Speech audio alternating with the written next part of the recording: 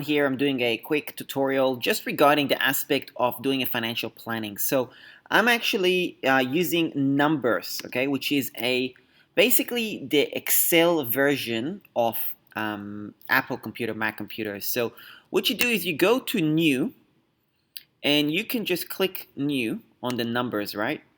And look at everything, all the options you have. You have templates, blank, checklist tool, charting basics, categories.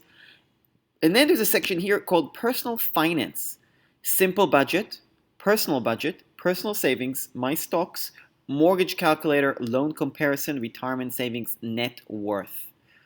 Okay, there's other aspects here as well you can actually get if you're interested in it in terms of school savings, academic calendar, grades book, employee schedule, invoices, return on investment, financials, meal planner. There's all sorts of stuff here. Okay, your schedule, your calendar. Okay, this is really good stuff. But for the purpose of this tutorial, I want you to actually get this one.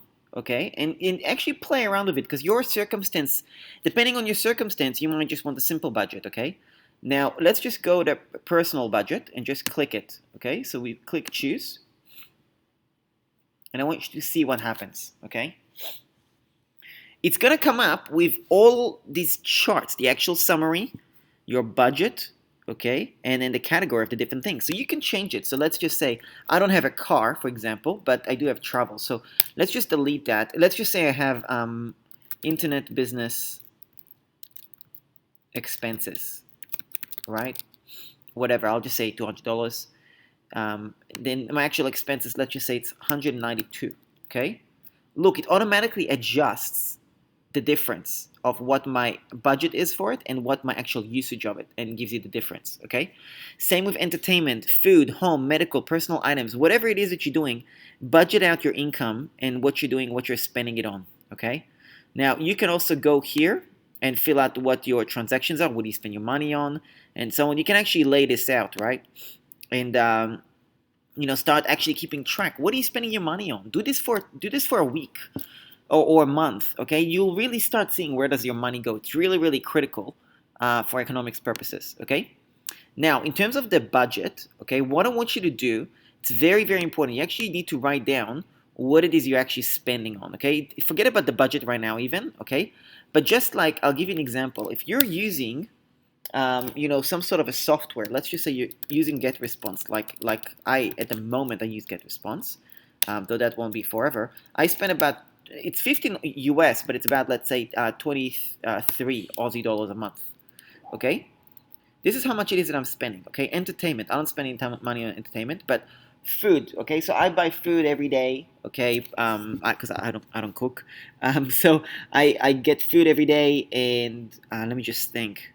So let's say $15 a day. I'll say $20 a day, just to be more realistic. Multiply that by 30. That's $600 a month. Okay, that's how much I'm spending on food.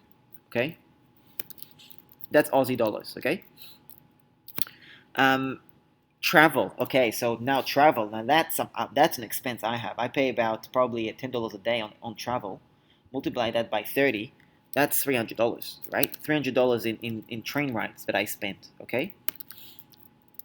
Again, what it does, it actually lays everything out. Personal items, utilities, entertainment. So I have credit cards. So I've got 0% credit cards, right? So I don't actually pay much on them. But, there's a certain amount that I pay on those. So list out credit card number 1, credit card number 2, and so on. I believe you should be able to add a row below, okay? And will be, so credit card... Let's just see. Credit card A. Oh, oops. Credit card B. Okay, so let's just say $80, $80, right? You see it automatically actually adjusts it, right? And then you can actually get to the actual bills that you have on all these aspects. Okay, there could be more, could be less, whatever it is, but actually figure it out. See what subscriptions you have, if you have Netflix, if you have whatever. Okay, really, really, really important. Everything from your rent Okay, see, there's not even rent here. Okay, this is really important. Okay, oops, oh, I opened the wrong one. Good. So rent, Netflix, Dropbox. What else? Subscriptions people have? Evernote. Like confront everything, right? Website/hosting. Okay. Now, if you have a yearly thing and you paid for the whole year, listen, that doesn't matter. You're still paying for that, even if it's a year. You're still paying for this. Okay. So whatever it is, let's just say you paid 120 bucks a year for the hosting. That's still $10 a month. Don't just forget that that's actually an expense you have. That's how you actually lose track. Another example, Christmas. Okay. I don't know about you, but when it comes to Christmas, you do need to buy, Christmas cards and gifts and whatever. That ends up being, let's say, $600 for Christmas. $600, divide that by 12. You're spending 50 bucks a month on average. And I'm not saying that that's how much you're gonna pay every month, but it will be very smart for you to budget out that fact that that's how much it is you're going to be spending for Christmas. So, then there's birthdays, okay? And so on. Say you got a big family. My God, could be a lot more. Could be $100 a month. I don't know. You know what I mean? It doesn't really matter. The point is, list it out, confront it. It's really key that you actually go through this exercise and be totally open, transparent, realistic, and over budget yourself if needed as well. Okay? Really, travel. If people don't set aside for travel, medical, set aside for that as well. But again, then you can actually confront how much money you're making, how much you need to pay. Okay, here's another one people have. School debt, student loans. My gosh, if you're in the U.S., that's 90% of the people I work with. They have got student debt, student loans. Okay, so lay this out. That's really, really important exercise. And if you don't have numbers, you don't use Apple, that's fine. You use a sheet of paper, use Excel, whatever is easy for you. It doesn't actually matter. Whatever works for you, to be honest, that's fine. Okay, so do that. If you want to play around with the other options here, you see there's more tools. There is also, if you've got a mortgage, okay, then you could do the same thing with a mortgage. You do a little plan to see how much it is you've got left, how much you paid, what your interest is, how many years it's for, and all of that stuff. You can actually calculate what's left and figure all that out. Okay, so do that. Play around with these details.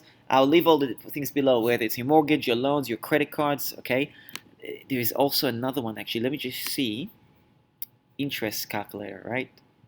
Loan comparison. Now, if you got a loan, that's really important. Okay, loan number one, what it is you have, what's the interest, and then you will actually calculate the monthly payments. Okay, now loan could be also the credit card, right?